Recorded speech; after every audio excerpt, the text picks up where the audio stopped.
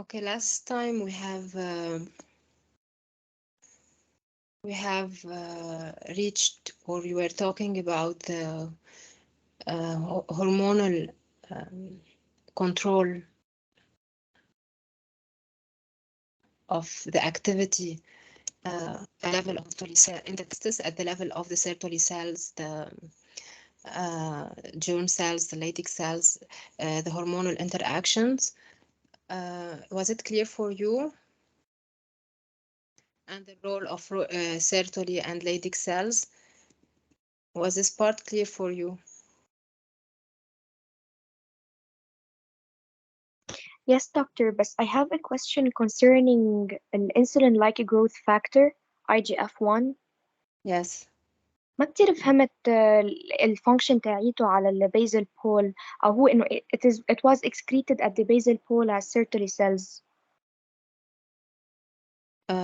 Yes, the IGF-1 is produced by the Sertoli cells, and you mean its action on the steroidogenesis? How does it affect the Leydig cells? Yes. In fact, the IGF-1 and the inhibin, they stimulate the steroidogenesis. How does the IGF-1 works? When it is produced by the Sertoli cells and diffuse in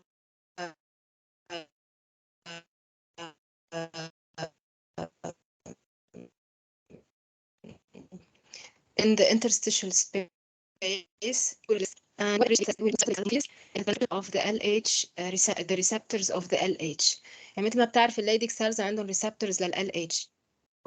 Sorry, time. They have receptors for the LH. Okay. هلا and in response to the LH, the Leydig cells will produce testosterone. Okay, so this IGF-1 لما بتوصل على Leydig cells, it will induce an increase in the production of the LH receptors. So this Leydig cells will express more of the LH receptors. إذا صار عندها LH receptors أكتر يعني it can respond more to the LH, so it can produce more of testosterone. Okay. Yes, okay. This is it, يعني it's simple, not and it increases synthesis of LH receptors and also of the enzymes responsible for the production of testosterone. And as you know, we need the enzymes responsible for the androgens production from the cholesterol to produce testosterone. كمان هيدا ال IGF-1 يعني from one side it will induce an increase in the synthesis of the LH receptors in the expression of the LH receptor وكمان بتخلي انه السيل Leydig cell تعمل production اكتر لانزيمز خاصهم بالproduction للاندروجينز. So كمان we will have more enzymes related to the androgen production and testosterone production. فهيك the Leydig cells are able to respond better or to respond more to the LH and plus to synthesize more of the testosterone. So this is how it stimulates steroidogenesis, you know, the production of steroids by the Leydig cells.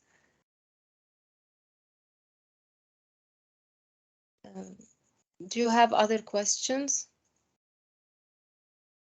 No, doctor, thank you. Okay. Now we will move to talk. So we were talking about the testicles, their components, that they are composed from seminiferous tubules, what we have inside of the seminiferous tubules, the Sertoli cells, the germ cells, we have the Leydig cells in the interstitial space, how do they interact with each other. Now we will move to talk about the epididymis. As we have said in the chapter 1, the epididymis is a convoluted tube. Okay, so it is an extremely coiled tube positioned on the upper, or sorry, at the beginning of this chapter, it is positioned on the anteroposterior side of the testis. So it is positioned on the anterior and from the posterior side of the testis. Okay, so it is above the testicles here, and it is an extremely coiled tube. Its length can reach between 5 to 7 meters in the humans. So it is a very long tube. It can have 5 to 7 meters. It can be 5 to 7 meters long in the humans.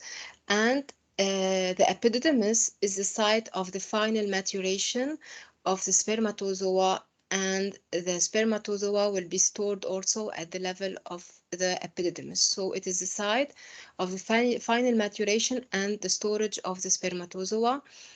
لأنه the spermatozoa which were produced in the seminiferous tubules, they are mature morphologically in their shape, but as a function, they are still not able to fertilize the oocyte, and they are still not motile. So at the exit of the testis, the sperm cells are not motile. So those characteristic, or those will acquire them during their passage in the epididymis, inside of the epididymis. So the maturation of the sperm cells will happen inside of the epididymis.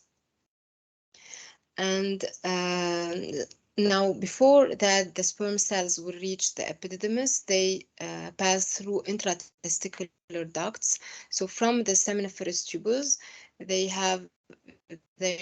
are a few intratesticular ducts that they should pass through to reach the epididymis. First, they will reach the straight tubules, those tubules at the exit of the seminiferous tubules.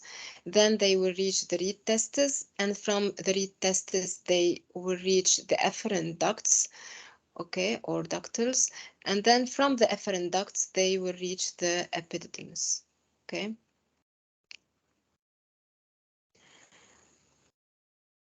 Now, the epididymis is composed from it is a hollow tube from the inside, and here we have a cross section of the epididymis. We can see here inside of the epididymis, this mass are the spermatozoa inside of it. Okay, but what are the tissues composing this tube, this epididymal tube? So the wall of the epididymis, the wall of this tube, is composed from a pseudostratified epithelium. So it is an epithelium, a pseudostratified, which means it has a basal cells and columnar cells. Okay, and the columnar cells of the columnar epithelial cells of the epididymis have stereocilia on their apical pole. Okay, so on the the apical pole is always lining the lumen, is always directed in contact with the lumen. So this is the apical pole of the columnar cells. Those are the columnar cells of the epididymis. We have the basal cells also, but they are very small triangular cells lying on or laying on the basement membrane. This is the basement membrane or the basal lamina surrounding the tube. Since it is a pseudostratified epithelium, so all the cells will be laying on this basal lamina. However, the basal cells, they are small cells. They don't have an apical pole. And the columnar cells, they are tall cells, okay? Columnar cells, having one side laying on the basal lamina and the other side facing the lumen, which will be the apical pole. On this apical pole, they have stereocilia. Like you see those structures like the cilia, in fact, but they are called stereocilia. In fact, they were mistaken with cilia at the beginning when they discovered them, but structurally they are different from the cilia, and they look more like, they are more like sort of cytoplasmic extensions, okay? And they called them the stereocilia. Okay, so they have stereocilia on their apical pole. So we have here basal cells and columnar cells. This is a pseudostratified epithelium with stereocilia, and the cells are laying on a basal lamina, and in the interstitial space surrounding the tube, surrounding this epididymal tube, we have smooth muscle cells. Okay, so the wall of this tube is surrounded by smooth muscle cells, which gradually thickens from the head to the tail. Now, the epididymis is composed from three parts: the head region, then the body, and the tail. It is the last region. Okay, so here we have the head, then we have the body and the tail. Okay, and as we said, the walls of the tube are surrounded by smooth muscle cells, and those smooth muscle this layer of smooth muscle cells will get thickened. Yani more we get to the tail region, the more we will have smooth muscle cells surrounding the wall of the tubes. Okay.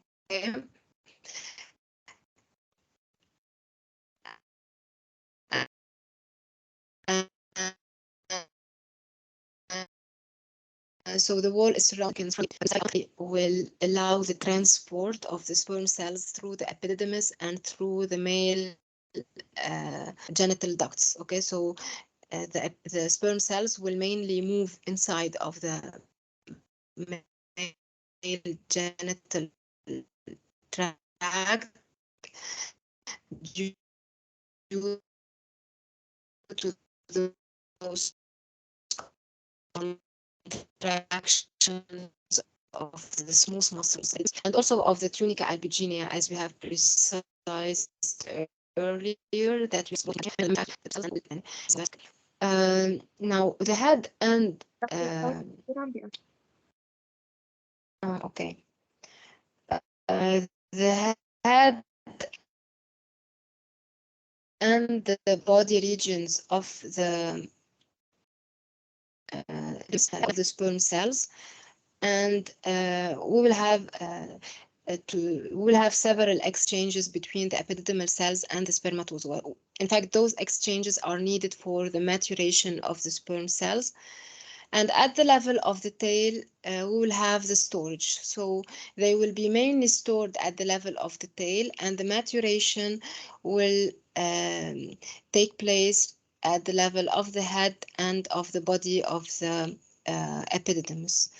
Okay, and if there is, in the absence of ejaculation, the sperm cells will remain for a few days inside of the tail of the epididymal tail, but they will later degenerate, they will die, and they will be lysed and phagocytosed. So if there is no ejaculation, they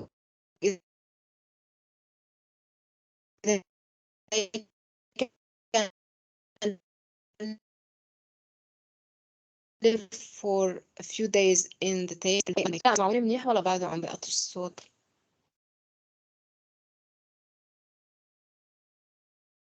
بعد شوية عم بيقطش.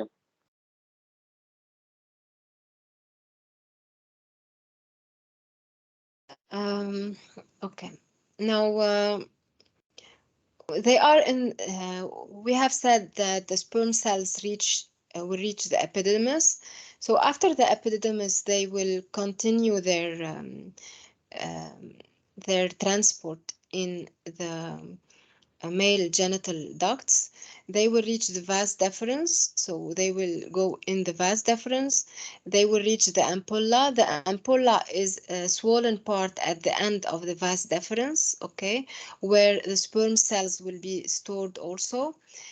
We have two ampullas. So for each, as you know, the male has two testicles. For each testicle, we have one vas deferens and one ampulla. So we should have two ampulla in the male. So they will reach the ampulla, and then after the ampulla, we have this part of the duct. It will be called the the ejaculatory duct.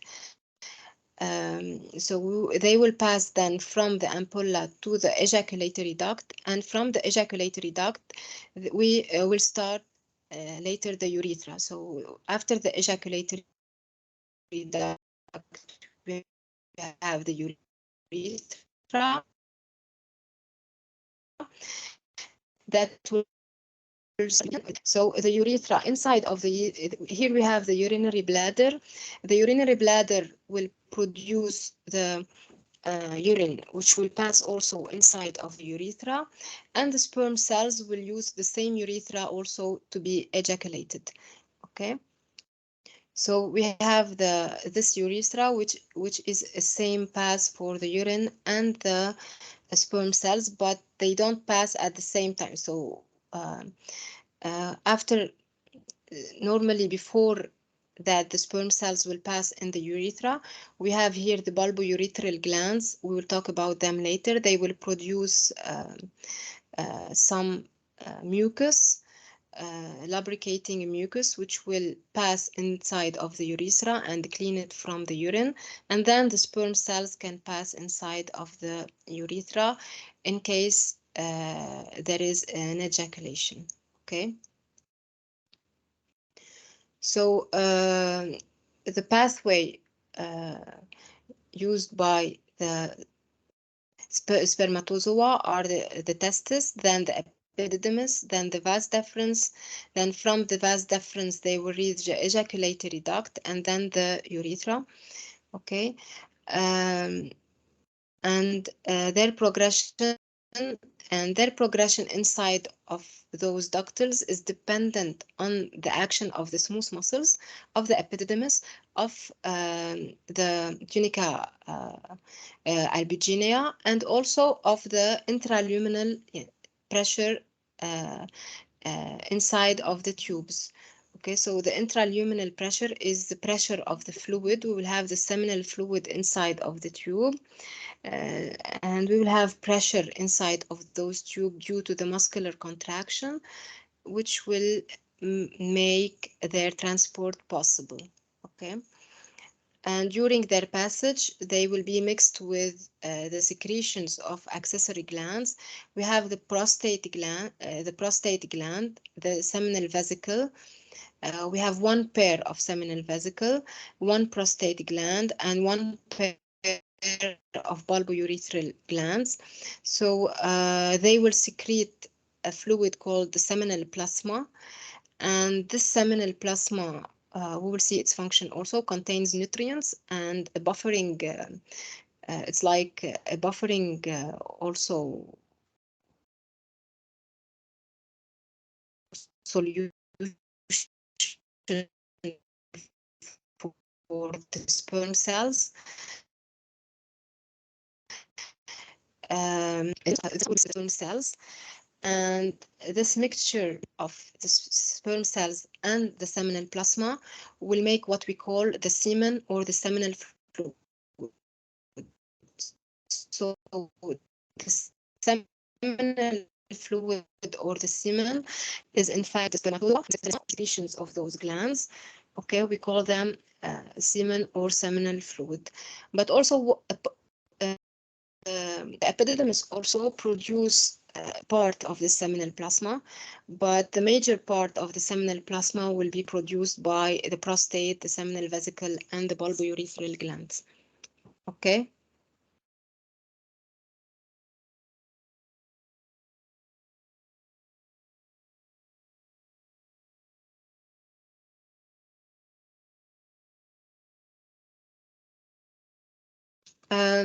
Now, as we have said, at the exit of the testis, the spermatozoa are morphologically mature, but they are functionally not mature. So they are unable to fertilize, to recognize the oocytes.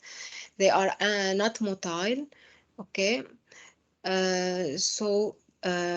They are non-fertile. We say that they are non-fertile at the exit of the testis.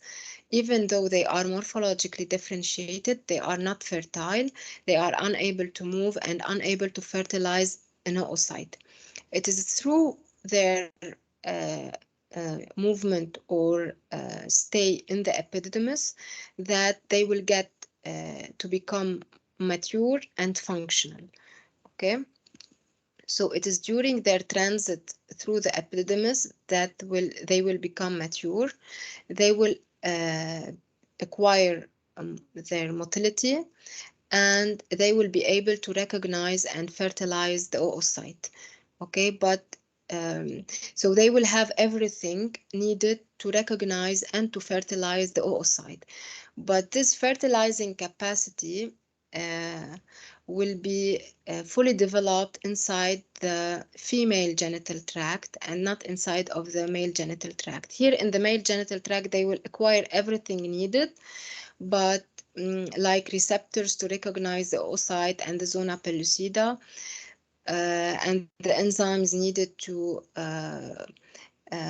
hydrolyze the zona pellucida and the granulosa cells, the matrix between the granulosa cells. However, those regions will be masked inside of the male genital tract. They will be hidden in order for the sperm cell not to interact or with any other type of cell, in order to not release its enzymes in the male genital tract or even in the female genital tract, but not at the fertilization site. So the full fertilizing capacity will be developed in the female genital tract. Okay, so through their transit in the epididymis, they will be mature, they will become motile and able to recognize and fertilize the oocyte. So as I have said, this is a spermatozoon leaving the testis.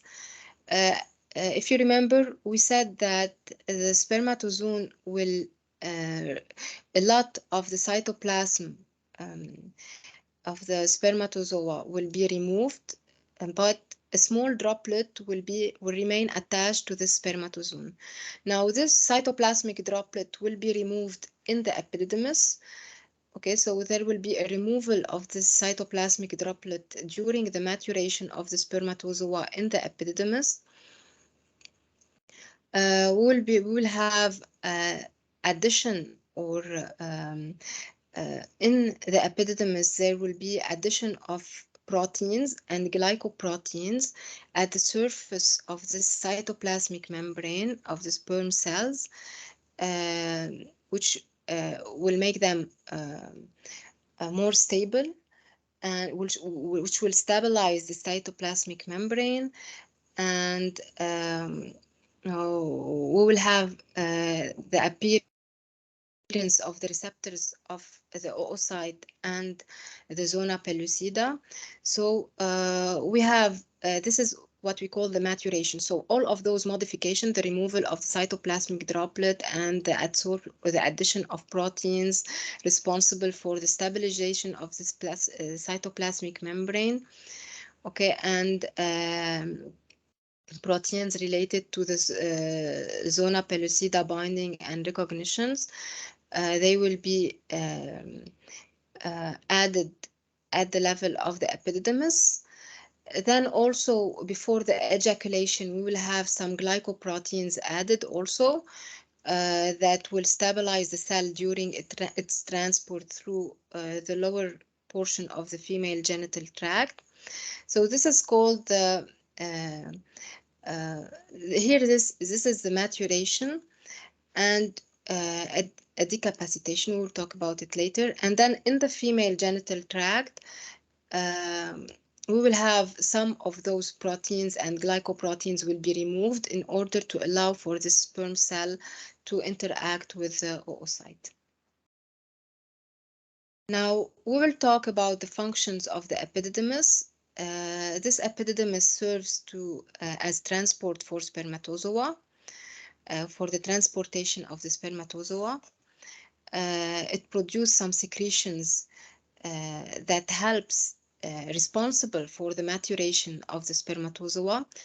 The epididymis reabsorbs the testicular fluid produced by the seminiferous tubules, Okay, the seminiferous tubules, when they release the spermatozoa, those spermatozoa are present in a fluid called the testicular fluid, and this testicular fluid is produced by the Sertoli cells. So it is a transportation medium. It's like a transportation medium inside of which the spermatozoa and all of the other proteins, the ABP proteins binding the testosterone, the transferrin, and many other proteins will be present in it. So this testicular fluid will leave the seminiferous tubules, then the testis to reach the epididymis, okay? And this epididymis will reabsorb this fluid, and this reabsorption of the fluid will induce those secretions and many metabolic modifications at the level of the epididymal cells and consequently at the level of the sperm cells, okay? And one of the functions of the epididymis, so the results of all of those secretions, metabolism, etc., will have a maturation of the spermatozoa. Okay, so those are the functions of the epididymis. It is important for the transport of the spermatozoa. It produces secretions necessary for the maturation of the spermatozoa. It reabsorbs the testicular fluid and is responsible also for the metabolism of the sperm cells. So regarding the transport of the spermatozoa, we said that they are transported from the testicle to the epididymis, then to the vas deferens, etc. At the end, they will reach the urethra and they are ejaculated from the urethra at the level of the penis. And during their passage, the sperm cells, they are mixed with the seminal plasma produced mostly by those the accessory glands, and so which will make the semen or the seminal fluid. Now, also, I just said that the epididymis reabsorbs the testicular fluid. It reabsorbs almost 90% of the testicular fluid, and this fluid used to contain ABP, testosterone, DHT, transferrin, and ions and proteins. They will be absorbed by the epididymis, and under the action, some of them, they will be metabolized by the epididymal cells, the epididymal epithelial cells, and also some of them will have an action on the epididymis to induce some modifications in the metabolism of this epididymis. Like the testosterone and the DHT, they have an action on the epididymis. Okay. Now, one of the most important functions of the sperm cells, the concentration of the spermatozoa. Following the reabsorption of this epididymal of this testicular fluid, in which the sperm cells were swimming or were present inside of it, the sperm cells in this way will be concentrated. Okay, so they will be concentrated due to the reabsorption of this testicular fluid, and the concentration of the spermatozoa in the epididymis will be almost 100-fold more important, 100 times more important than in the testicles. Okay, so they will be 100 times more spermatozoa will be 100 times more concentrated in the epididymis than from the testicles. Okay, now following this reabsorption of all those proteins and ions and androgens also, like the testosterone and the DHT, we will have metabolic changes at the level of the epididymis, and at the level of the spermatozoa. Now, the epididymis, this reabsorption will stimulate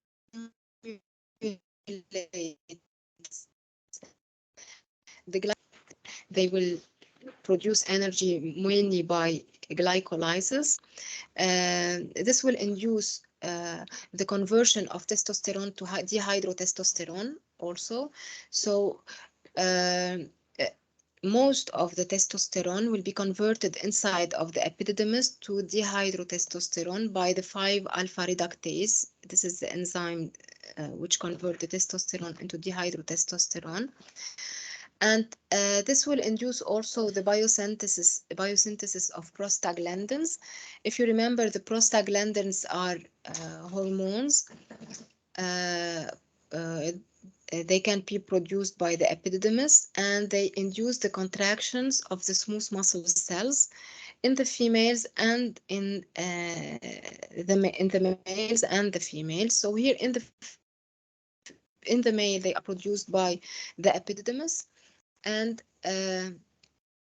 they will lead to the contraction. Following their production, this will lead to the contraction of the smooth muscle of the epididymis, and then to the transportation or the movement of those sperm cells inside of the male genital tract. And also after the ejaculation, when they will reach the vagina of the female, also those prostaglandins, since they are present in the seminal fluid, they induce also the contractions of the smooth muscles of the female, okay, also. So they are important for the contraction of the smooth muscles in the male and the female genital tract, and the contraction of those smooth muscles are important for the transportation to push those spermatozoa in the male and the female genital tract. And also this reabsorption mechanism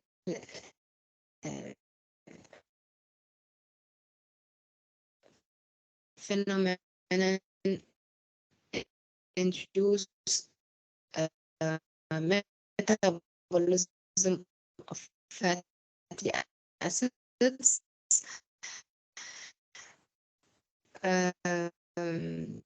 to produce energy, and flows secretions which are the element of the epidermis, and they push in, and the phosphorus, the molecules, proteins, and as we have said, the proteins and the glycoproteins are important for the coating of those sperm cells and for the modifications necessary for their maturation and stabilization.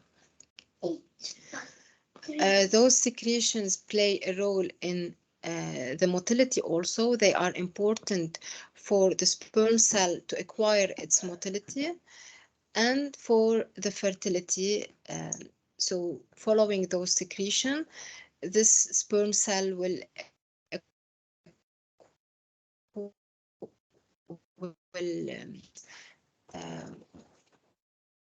which will make it able to recognize, to bind the zona pellucida, to recognize and bind the zona pellucida and the oocyte. And also those secretions will, we have some secretions important for the prevention of, because as you know, the acrosome inside of the head of the spermatozoon contains enzymes necessary for the lysis of the female, the zona pellucida and the oocyte. Okay, so those enzymes, in case where those sperm cells will die in the male genital tract, or they are submitted to some stress or some forces, we should not have a release of those enzymes inside of the male genital tract, because they can lysate other type of cells. Okay, that's why we need to ensure that this we will not have an acrosomal reaction before that those sperm cells will reach their site of fertilization. Okay, and that's why those secretions in the epididymis are important, because they will prevent they will lead to the prevention of the acrosomal reaction. They will not allow this acrosomal reaction. Now, what are those?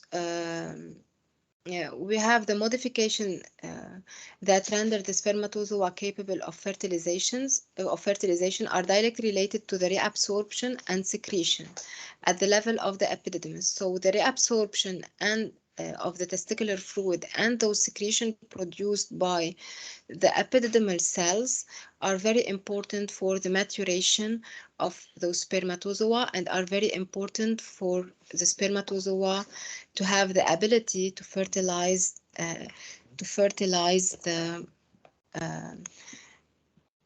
oocyte. Okay. To the reabsorption and secretion at the level of the epididymis and to the constituents of the epididymal fluid, and they are important for this epididymal fluid. Now, what are the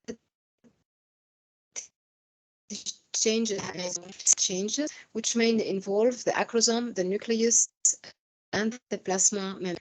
Now, at the level of the acrosome, we'll have the acrosomal enzymes which will be neutralized by the epididymal secretions. So those secretions of the epididymis contain some proteins that will neutralize the acrosomal enzymes in sort that those enzymes will not be able to interact with any type of cells to prevent their interaction with other cells. So to prevent any damage to the male and female genital tract in case of lysis of certain sperm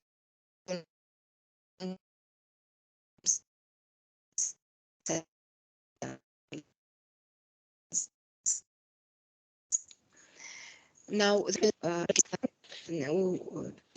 if you remember, we have said that during the differentiation of the spermatids into spermatozoa, we will have the condensation of the chromatin inside of the okay, and we will have a spermatozoon with a condensed chromatin. Now, this condensation of the chromatin will be achieved inside of the epididymis.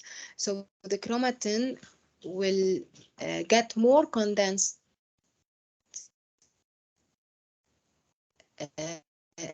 inside of the epididymis between the protein.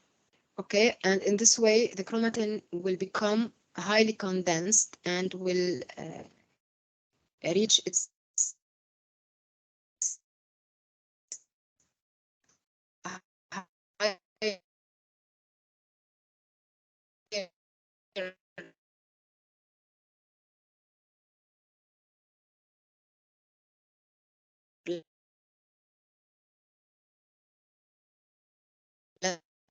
level of condensation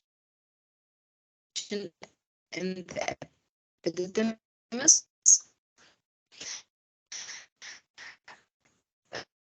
The mitochondrial helix have the epithelial glands. Okay.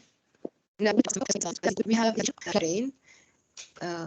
So which means it is stabilized, okay, decapacitated, so making it incapable of interaction with other cells. We need to stabilize it in order not for this cytoplasmic membrane to interact with any type of cells.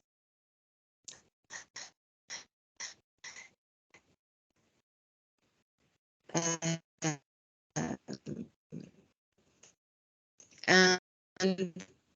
then the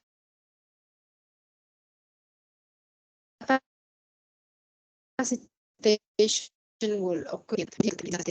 So stabilization, the plasma membrane is composed from the lipids composition are mainly phospholipids and cholesterol. We have also proteins and glycoproteins at the level of the plasma membrane. Now, the lipid composition, we will have more cholesterol synthesis and will have more molecules of cholesterol in the plasma membrane and less phospholipids. So the ratio of cholesterol to phospholipid will increase, and this will render this plasma membrane more stable. Okay, so this will increase the stability of the plasma membrane due to the cholesterol enrichment. And so since we have increase in sterols as the cholesterol, we have cholesterol enrichment in the plasma membrane, and this will lead to the increase of the stability of the plasma membrane. This decapacitation prevents the premature expression of the fertilizing ability, prevents the acrosomal reaction in particular. So due to those stabilized membrane, this will not allow any interaction of the sperm cell or of the plasma membrane of the sperm cell with other type of cells, and will prevent the acrosomal reaction. Okay, so will not allow the acrosomal reaction. Now we have the modifications in the protein content at the level of the membrane also, where some of the proteins now during their passage in the test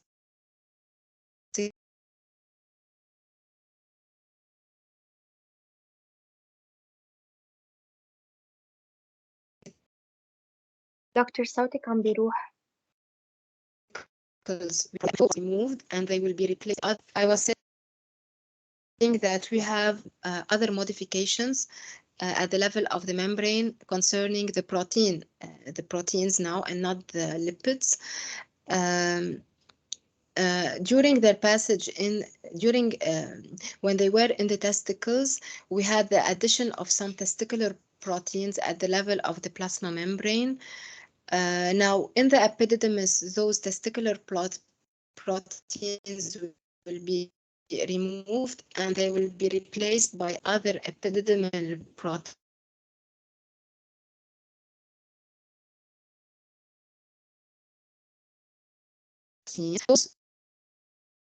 Some sites at the level of this plasma membrane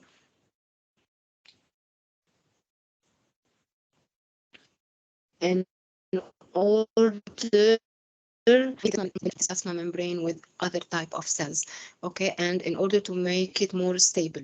Okay, so those modifications at the level of the epididymis, the protein modifications, they will come and mask or modify some pre-existing glycoproteins to make also this plasma membrane more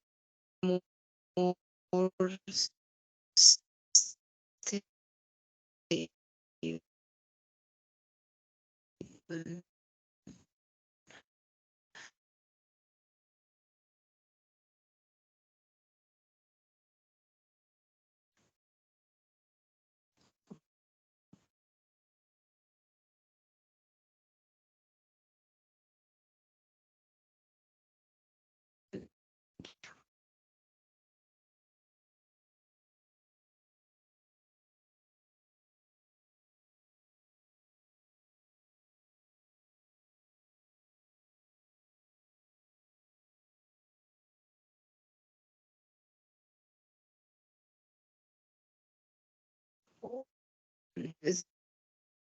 Those epididymal proteins, metabolic is also with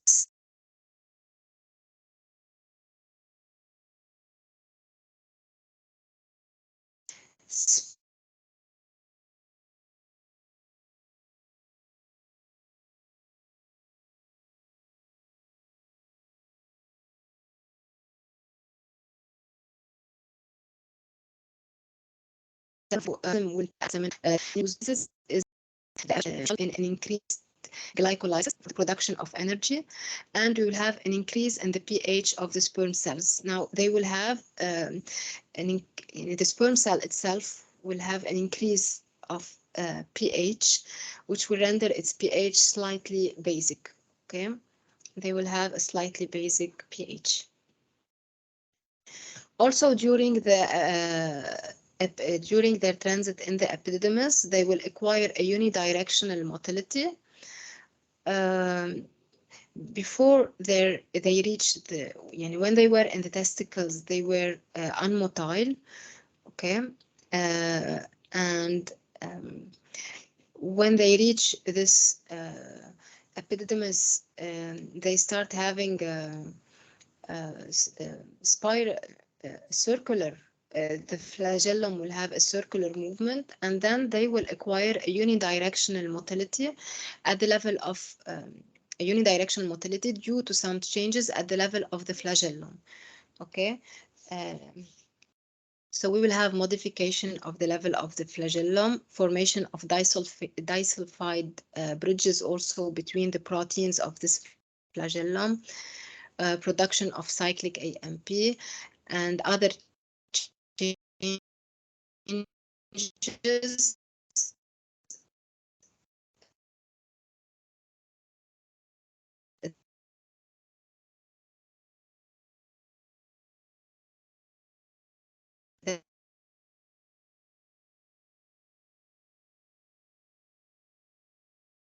that will make it more equitable and more powerful movements. Okay, flagellar curvature of small amplitude. So we will have curvatures of small amplitude, which will allow this straight linear progression of those flagellum. And also, as we have said, they will acquire the ability to attach to the zona pellucida and to the oocyte membrane. The zona pellucida is, in fact, when the oocyte is ovulated, it is ovulated with the zona pellucida and some granulosa cells. Okay, so the zona pellucida is a matrix. It's a non-cellular matrix containing rich in glycogen.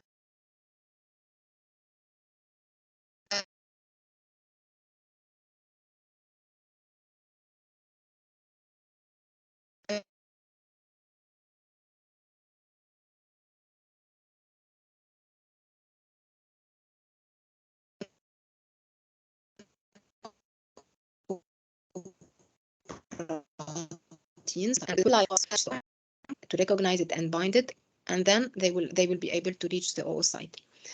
So during the epididymal transit, the membrane modifications at the level of the spermatozoon will lead to the appearance of receptors to the zona pellucida at the level of the acrosome, as well as receptors to the oocyte plasma membrane in the post-acrosomal.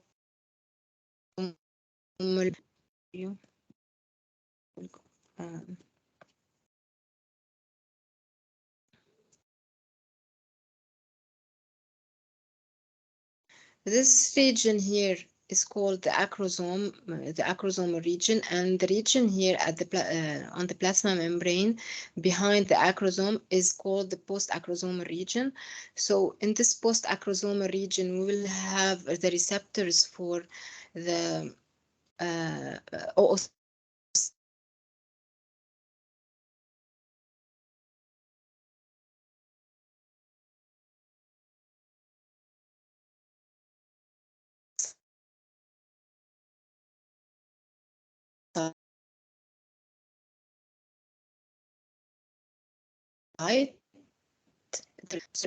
and okay.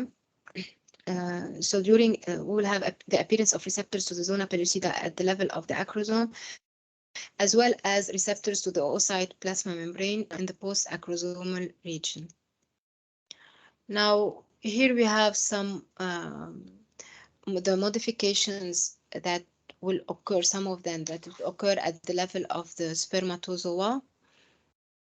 The membrane will become coated with glycoproteins. The membrane fluidity increases due to the presence of cholesterol, and this will make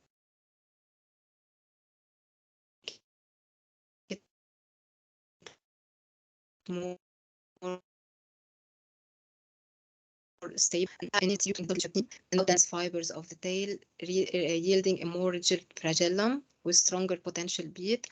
in the metabolism, we have more cholesterol and phospholipids selectively metabolized, shifting the lipid balance toward diacylglycerol, unsaturated fatty acid, and desmosterol. So those details are not required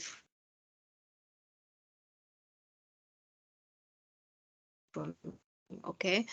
The cytoplasmic droplet will be removed and shed at the level during the transit in the epididymis, and etc. Okay, we'll have the concentration of the spermatozoa in the epididymis. Now, we will talk about the accessory glands. We have 3 accessory glands, as we have said. We have the seminal vesicles. We have 1 pair of seminal vesicles, the prostate gland, 1 prostate gland, and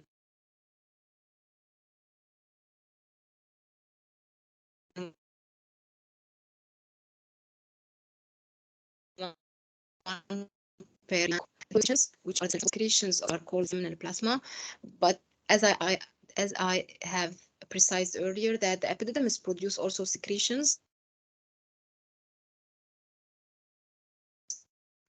Most of the seminal plasma, so most of the fluid in which the sperm cells will be ejaculated will be produced by those accessory glands, and 1 part of it will be produced by the epididymis. So they will produce secretions which will make the seminal plasma, and those secretions are added to the sperm during ejaculation to produce the semen or the seminal fluid. And they are essential. Those glands are essential for the survival of the spermatozoa during their transport. Okay, they produce nutrients. They contain nutrients as the fructose and carnitine and other substances as essential for the survival of the spermatozoa during their transport. Now, the seminal vesicles are sac-like pouches that attach to the vas deferens near the base of the bladder. So here we have the urinary bladder, and those are the seminal vesicles. We have 2 seminal vesicles. They are sac-like pouches present at the base of the seminal bladder. Okay, and they attach to the vas deferens. They are attached to this vas deferens. Okay, and they produce a sugar-rich fluid. They produce a fluid rich in sugar, and this sugar is the fructose. It provides the sperm with a source of energy. So the sperm cells will use this fructose to produce energy, and this will help the sperms for their motility. Because they need energy to be motile, okay, to produce ATP and for their motility. They also, the secretions of the seminal vesicles contain prostaglandins, and as we have said, the prostaglandins are hormones that stimulate the contraction of the smooth muscles. The smooth muscles surrounding the male genital tract, the tubes, the male genital tubules, okay, and as a consequence of those contractions, they will be the sperm cells will be transported, or they can be transported in the male genital tract, and also they are important for the spermatozoa when they will pass into the female genital tract also. And the fluid produced by the seminal vesicles makes up most of the volume of a man's ejaculatory fluid or ejaculate. So the biggest part of the seminal plasma will be produced by the seminal vesicles. Now, the prostate gland is a walnut-sized structure located below the urinary bladder in front of the rectum. So here we have, this is the urinary bladder, and this is the prostate gland. Here it is below the urinary bladder, and behind of it we will have the rectum, the part of the large intestine. Okay, so it is below the urinary bladder in front of the rectum, and it contributes, it also produces the fluid, this seminal plasma. okay, and it contributes to an additional production of the seminal plasma to in the ejaculate that also help to nourish the sperm. So they also produce, as you will see here, the prostate glands will produce citric acid, which can be used as a nutrient. They produce water, since it is a plasma, so a fluid, it should contain water. They produce also bicarbonate, a bicarbonate buffer. This buffer is important to neutralize the vaginal pH, okay, because the sperm cells are cannot tolerate the acidic pH, and the pH of the vagina is acidic. So if the sperm cells will be in contact with the acidic pH, they will die. So to maintain them alive, we should neutralize the acidity of the vagina. And that's why the seminal fluid should contain or contains bicarbonate, a bicarbonate buffer produced by the prostate gland. And this bicarbonate buffer will be present in the semen and transferred inside of the female vagina during the ejaculation, and this will help in the neutralization of the acidic pH of the vagina and will allow for the survival of the sperm cells inside of the vagina. Okay, and it's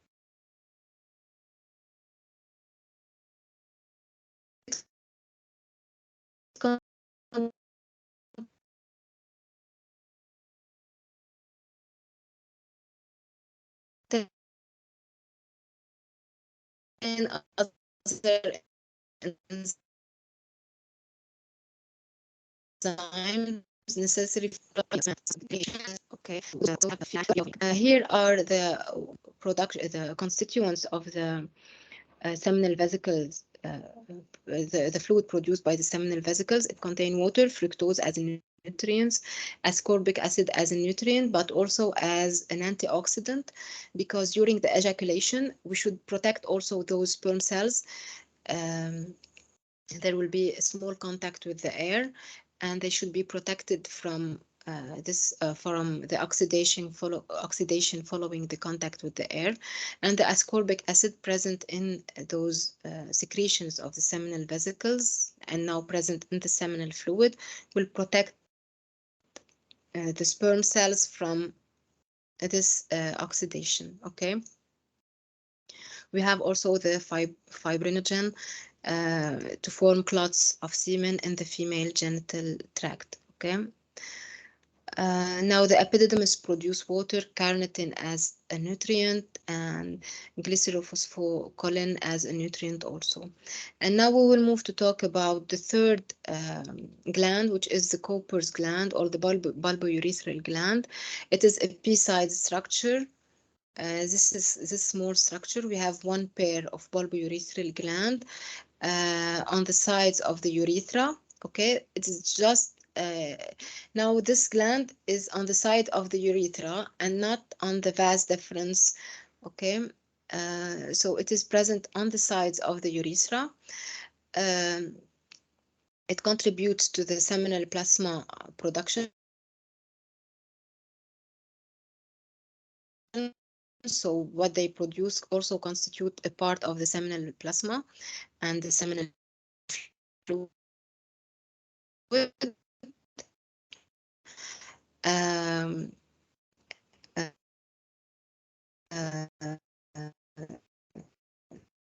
So they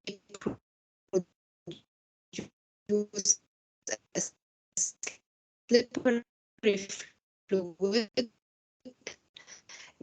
that empties directly in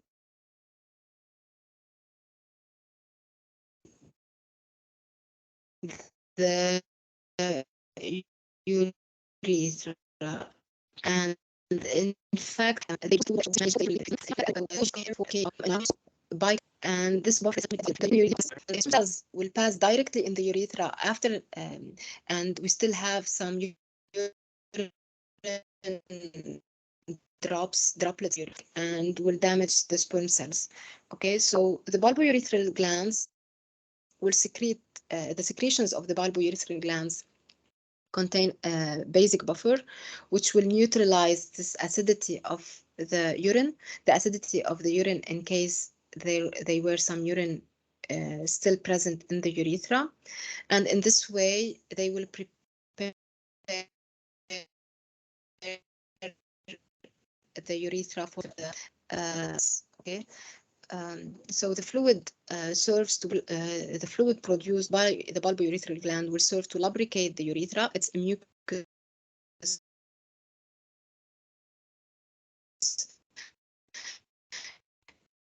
They produce a mucus that and drops of urine. Okay, so the bulbourethral gland produce water buffers, bicarbonate buffer also, which will neutralize the acidity of the urethra and also will contribute to the neutralization of the acidic vaginal pH, like in the case of the prostate gland. And they produce a mucus for the lubrication of this urethra before the passage of the, or during the passage also of the sperm cells. Is it clear?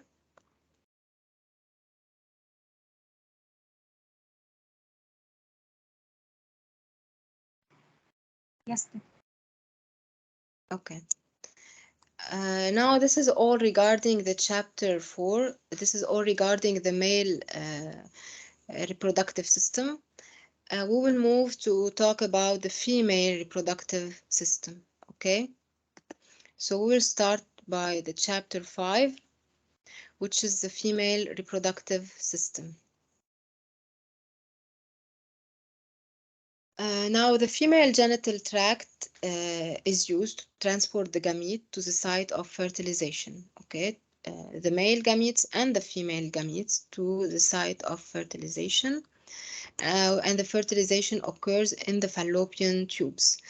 Now, the maturation of the female gametes, followed by its release from the ovary, occurs as menstrual cycle.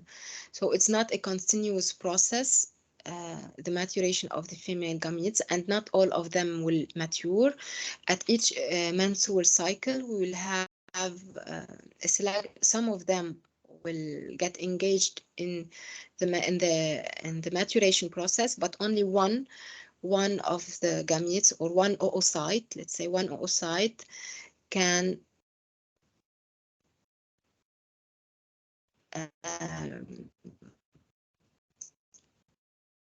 will be selected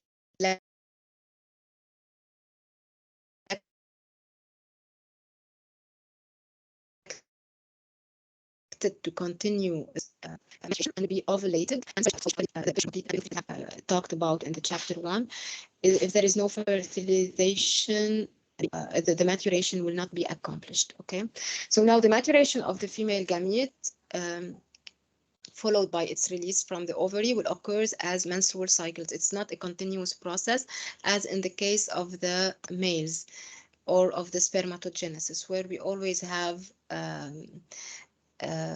sperm cells, spermatogonia engaged in meiosis, okay, which can start meiosis and will be engaged in the spermatogenesis.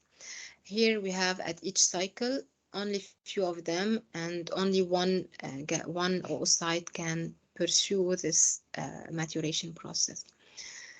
Now we have in the females, we have two main steroids which control this reproductive function, and those steroids are the estrogen and the progesterone. Okay, so we have the estrogens and progestagens, which control this reproductive function in the females. Now, before the ovulation, we will have mostly the estrogen, an estrogen dominance, and after the ovulation, we will have a dominance for the progestagen or the progesterone. Okay. And the cycle of ovarian activity comprises a repeated sequence of estrogen, ovulation, estrogen dominance, then ovulation, then progestagen dominance. Now, first of all, we will start talking about the anatomy of the female reproductive system. The female reproductive system comprises internal genitalia and external genitalia. In the internal genitalia, we have the ovaries and the reproductive tracts. Those are the ovaries, which will produce the oocytes, or inside of which we have the oocytes. And then we have the reproductive tract composed from the fallopian tubes or the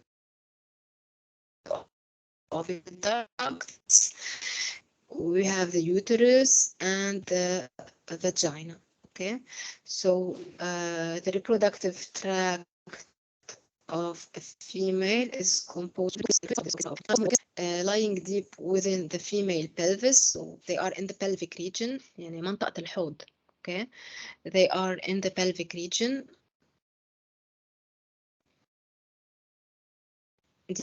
Deep inside,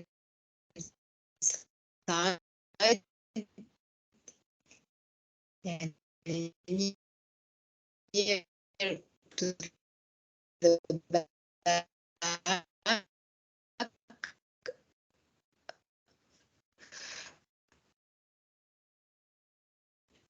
of the abdominal cavity.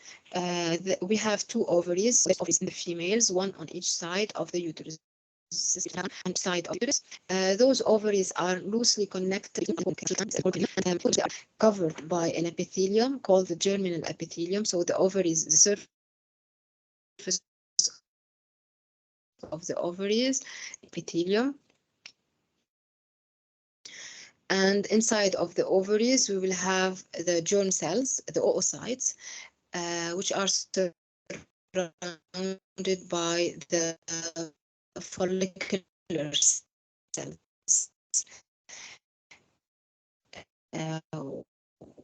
which are the granulosa. As you know, after birth, before birth, we had the oogonia, which entered the meiosis and became oocyte, primary oocytes blocked in the meiosis 1 and the diprotein of meiosis 1.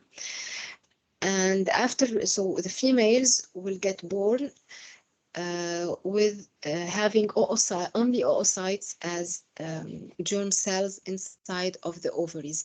And they don't have gonia anymore. They don't have oogonia, but all the oogonia became oocytes before birth, and the female will get born with a certain pool of primary oocytes. Okay, so we have primary oocytes after birth and at puberty, and they will be surrounded by follicular cells, and together the follicular cells are stromal cells. So the follicular cells and the germ cells will make together the ovarian follicles, what we call the ovarian follicles. I don't know if no, this we have here the oocyte. This is the oocyte, the big one, and those are the follicular cells. And together, this will make the ovarian follicle. Okay, this is the oocyte, and those are the follicular cells, and together they will make what we call the ovarian follicle. Here also, the oocyte, and those are the follicles, and together they will make the ovarian follicle. So the oocytes inside of the ovaries are surrounded by follicular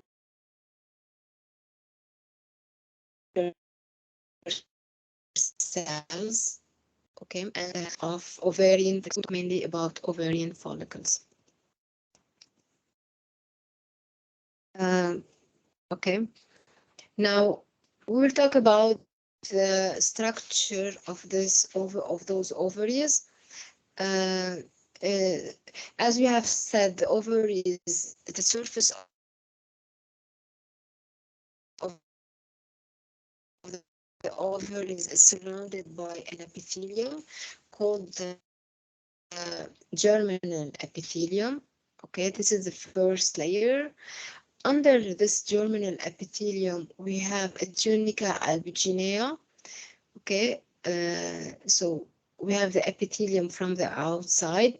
Then we have a layer here in purple called the tunica albuginea. And then we will get inside, we will have the ovarian, and we have the medulla region called the medulla or the medullary region of the ovary, which is the region in the middle. Okay, so from the outside to the inside,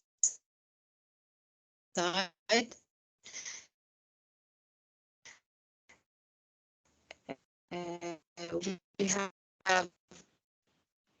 the ovarian in the middle, okay, of the ovaries.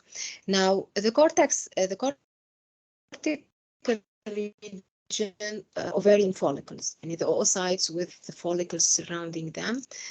As you remember, during the embryogenesis, we said that the oocytes or the oogonia that were oogonia, they are formed at near in the cortical region, and now all the germ cells and the ovarian follicles will remain present in the cortical region. So always in the cortical region, we will find those ovarian follicles. We will find the ovarian follicles at the peripheral region in the cortex of the ovaries. In the cortex also we have connective tissue contains smooth muscle cells. Now in the medullary region we have a connective tissue containing blood vessels, lymph vessels, and lymphatic vessels and nerves. Okay, so in the medullary region we will have a loose connective tissue, blood vessels, lymphatic vessels, and nerves. Okay, so this is regarding the structure or histological structure of the ovaries. Now we'll move to talk about the reproductive tract. The reproductive tract is composed from the fallopian tubes, the uterus, and the vagina. We'll start talking about the fallopian tubes. The fallopian tubes are two hollow structures, so they are tubes, so they should be hollow from the insides. They are bilateral hollow structures. They attach to the uterus at each corner, so they are attached to the uterus at each corner, here and here, and they are used to transport the eggs or the oocytes, the eggs released by the ovaries, and the spermatozoa to the site of fertilization. In fact, the fertilization will occur inside of the fallopian tube in the ampulla region. We will talk about it.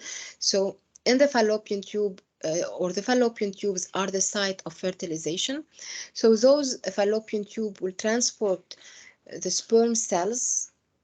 The sperm cells will get to enter inside of the female reproductive tract from the vagina, okay, and then they will go up through the uterus and then through the fallopian tubes, okay, through the fallopian tubes to reach the site of fertilization. So the fallopian tubes will help in the transport of the sperm cells and of the eggs or of the oocytes to the site of fertilization within the fallopian tube.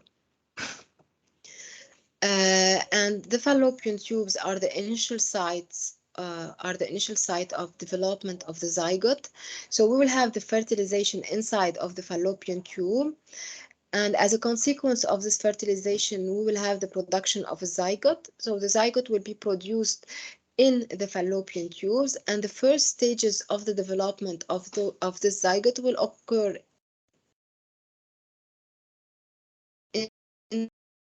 inside of the fallopian tube and stage. Okay, so the zygote will develop and it will reach the morula stage inside of the fallopian tube.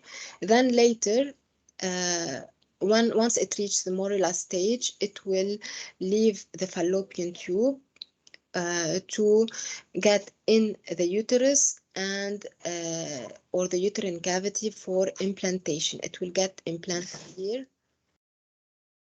In this way, we will have the fallopian tubes, which are the initial site of development of the zygote to the morula stage. And then the fertilized zygote will return to the uterine cavity for the implantation. Okay. Now, each uterine tube, the fallopian tubes are called oviducts or uterine tubes.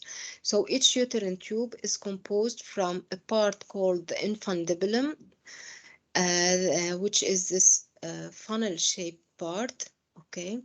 Then we have the ampulla here. Then we have the isthmus, which is the narrowest part of the fallopian tubes, and then at the end we have the intramural part of the or segment of the fallopian tubes. So here we have the infundibulum, okay, with a funnel-shaped segment of the tube. Just 1 second. خليني نشوف شغلة. Okay. It's a funnel-shaped segment of the tube, and it has like extensions, like finger-like projection at its end. Those finger-like projections are called the fimbri. Okay, they are finger-like distal projections which extends from the mouth of the infundibulum toward the ovary, and in fact those fimbri will help in receiving the ovulated oocyte. So the oocyte, when it will be ovulated, it will be released inside of the infundibulum, and those fimbri will help in capturing or will help in receiving this oocyte. Okay, now then the second part after the infundibulum, we have the ampulla. The ampulla part is the longest segment of the tube and is the site of fertilization. It is inside the ampulla that we have the fertilization. So this is the ampulla here. It is the longest segment. It is the longest segment of the fallopian tubes. Then after the ampulla, we have the isthmus. It is a narrow segment. This is it's a narrow segment of the fallopian tubes. So the isthmus is narrower than the ampulla. And then